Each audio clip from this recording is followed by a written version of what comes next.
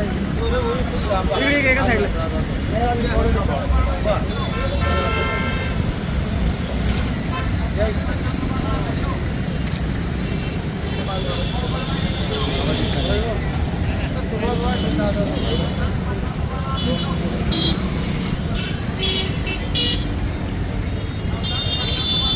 आपला करारीबाणा स्वाभिमानाने जपला पाहिजे.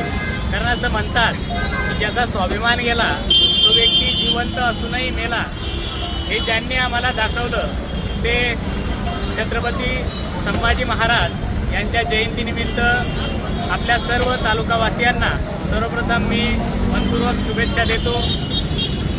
आज सर्वत्र अतिशय उत्साहामध्ये स्वराज्य रक्षक छत्रपती संभाजी महाराज यांची जयंती साजरी केली जाते. कारण बऱ्याच वर्षापासून आपण बघतोय की जे काही डुप्लिकेट इतिहासकार होते, गोंधळ ढोंगी कीर्तनकार असतील, नाटककार असतील, यांनी एक षडयंत्राद्वारे छत्रपती संभाजी महाराजांना बदनाम करण्याचं एक षडयंत्र रचलेलं होतं.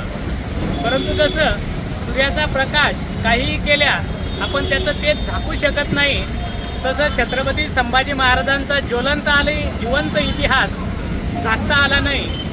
वासी बेंद्रे, ज्येष्ठ इतिहास संशोधक वासी बेंद्रे असतील, गोखले असतील, यांनी हा ज्वलंत आणि जिवंत इतिहास आज जगासमोर आणलेला आहे आणि जगालाही हेवा वाटावा, आदर्श वाटावा असा छत्रपतींचा इतिहास आज आपल्या समोर येतोय.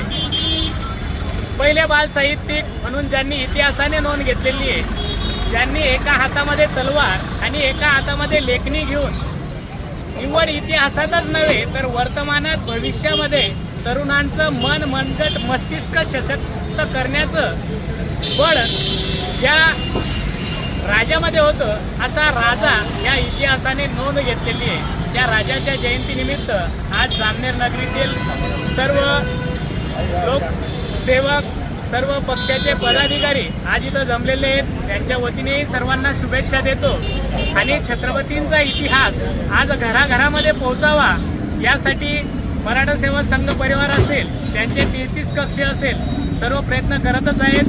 मी आपल्या सर्व बांधवांना ही विनंती करेल की आज जामनेरमध्ये सर्वप्रथम भव्य अशी छत्रपती संभाजी महाराजांची मिरवणूक सोहळा संध्याकाळी ठीक 6 वाजता आहे. त्यामध्येही आपला सहभाग घ्यावा आणि हा भव्य दिव्य सोहळा पाहण्याचा योग आणावा. धन्यवाद. जय जिजाऊ, जय शिवराज.